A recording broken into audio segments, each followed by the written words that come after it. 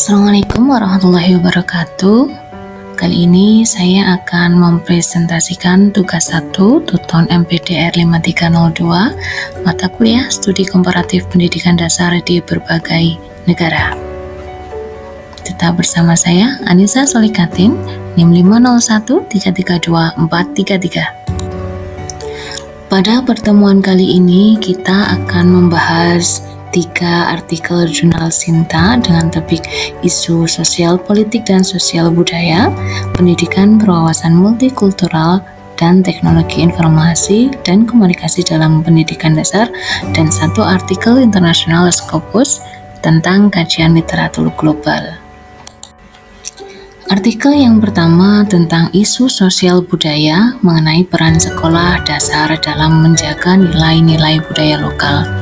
Artikel ini ditulis oleh Siombing R dan Simatupang A tahun 2025 dengan judul Pengembangan Multimedia Interaktif Pembelajaran Sastra Berbasis Kearifan Lokal Sumatera Utara untuk Meningkatkan Literasi Digital Tingkat Sekolah Dasar dari Jurnal Teknologi Pendidikan halaman 45-59.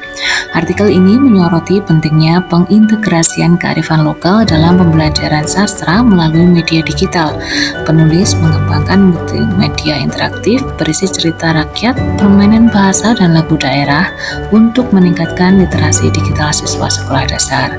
Hasilnya menunjukkan bahwa penggunaan media berbasis budaya mampu memperkuat rasa memiliki terhadap budaya lokal sekaligus meningkatkan keterampilan literasi digital. Nah, analisis dan keterkaitan dengan SDN Padangan 3 tempat saya mengajar adalah konteks sekolah dasar di pedesaan seperti SDN Padangan 3 memiliki kekayaan budaya yang sering terpinggirkan oleh arus digital.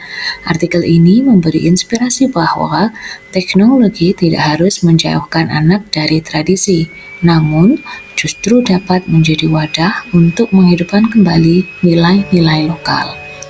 Nah, implementasinya bagi guru dapat membuat e-book interaktif berisi cerita rakyat Kediri dengan ilustrasi sederhana dan rekaman suara siswa sendiri. Kegiatan ini melatih ekspresi bahasa, literasi digital, sekaligus kecintaan pada budaya sendiri. Melalui langkah kecil seperti ini, sekolah menjadi ruang perjumpaan antara kemajuan teknologi dan akar budaya yang memberi arah moral bagi anak-anak. Artikel yang kedua adalah isu tentang pendidikan berwawasan multikultural, yaitu membangun sikap toleransi di sekolah dasar. Artikel ini ditulis oleh Nur Hasanah dan Inengah Swastika pada tahun 2022 dengan judul Pendidikan Multikultural Sekolah Dasar di Masa Pandemi. Ditulis Jurnal Pendidikan Dasar Indonesia JPDI STK IP Singkawang. Artikel ini menegaskan bahwa pendidikan multikultural tidak berhenti pada pengakuan terhadap keberagaman, tetapi harus menyentuh ranah kesadaran dan perilaku. Pandemi COVID-19 menjadi ruang pembelajaran sosial yang menumbuhkan empati dan solidaritas. Guru dapat mengajarkan nilai saling menghargai melalui aktivitas belajar dari rumah yang menekankan kerjasama keluarga dan tanggung jawab sosial. Nah, analisis dan keterkaitan dengan SDN Padangan 3 adalah sekolah dasar di wilayah Padangan meski homogen secara etnis, namun menyimpan keberagaman sosial dan ekonomi yang perlu dikelola dengan bijak. Pendidikan multikultural di sini berarti menanamkan rasa hormat dan empati terhadap perbedaan kondisi hidup antar siswa. Implementasinya adalah guru dapat merancang kegiatan berbagi cerita pengalaman keluarga selama pandemi, lalu menuntun anak-anak menemukan nilai universal seperti tolong-menolong, kesabaran, dan saling menghormati. Pendekatan seperti ini membuat pembelajaran menjadi hidup dan lebih bermakna. Pendidikan multikultural bukan teori besar yang kaku, melainkan sikap lembut yang lahir dari cara guru mendengarkan, menengahi, dan merangkul perbedaan kecil di ruang kelas. Artikel yang ketiga adalah Teknologi Informasi dan Komunikasi atau TIK dalam pendidikan dasar. Artikel ini ditulis oleh Putra A dan Sari E pada tahun 2023 dengan judul Pemanfaatan Teknologi Informasi dan Komunikasi atau TIK dalam Pembelajaran di Sekolah Dasar. Studi literatur edukasio pada Jurnal Pendidikan Indonesia Universitas Majalengka. Artikel ini merupakan kajian pustaka yang menelaah berbagai bentuk penerapan TIK di sekolah dasar.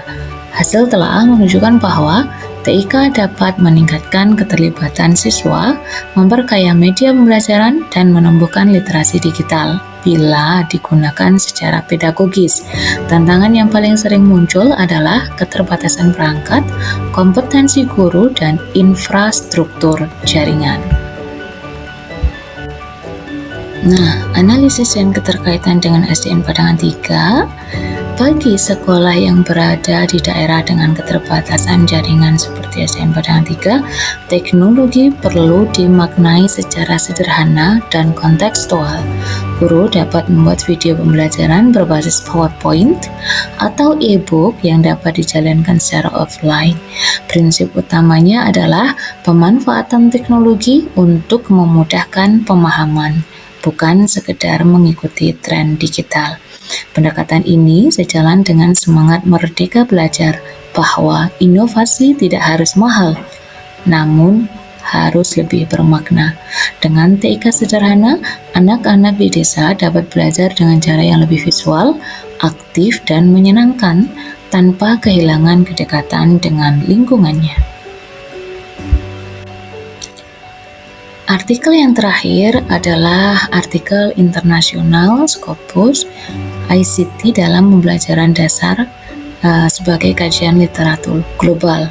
Artikel ini ditulis oleh Rodriguez Jimenez, C. Lopez, dan Ramirez A pada tahun 2023 dengan judul Teaching and Learning Mathematics in Primary Education, The Role of ICT, a Systematic Review of the Literature Mathematics, 1254.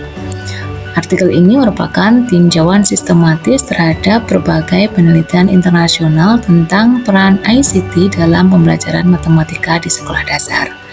Penulis menemukan bahwa penggunaan teknologi seperti simulasi digital dan game edukatif mampu meningkatkan pemahaman konsep abstrak serta keterlibatan siswa.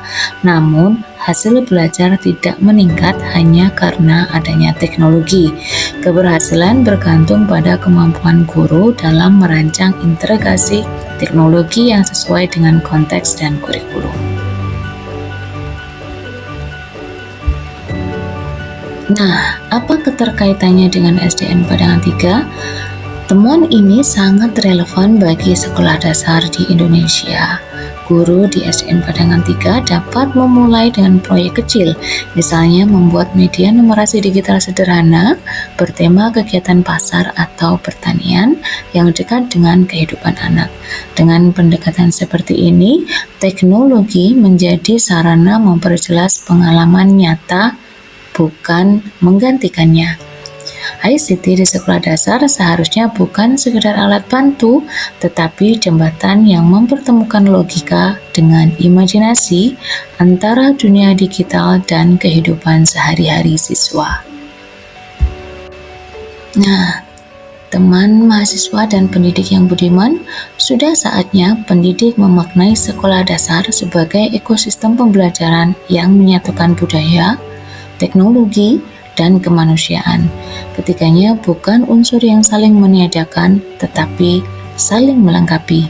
Budaya memberi arah moral, teknologi memberi daya cipta, dan kemanusiaan memberi jiwa.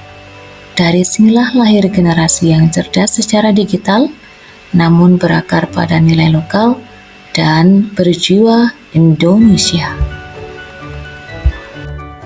Terima kasih atas perhatian teman-teman mahasiswa. Sampai ketemu pada diskusi kita selanjutnya. Wassalamualaikum warahmatullahi wabarakatuh.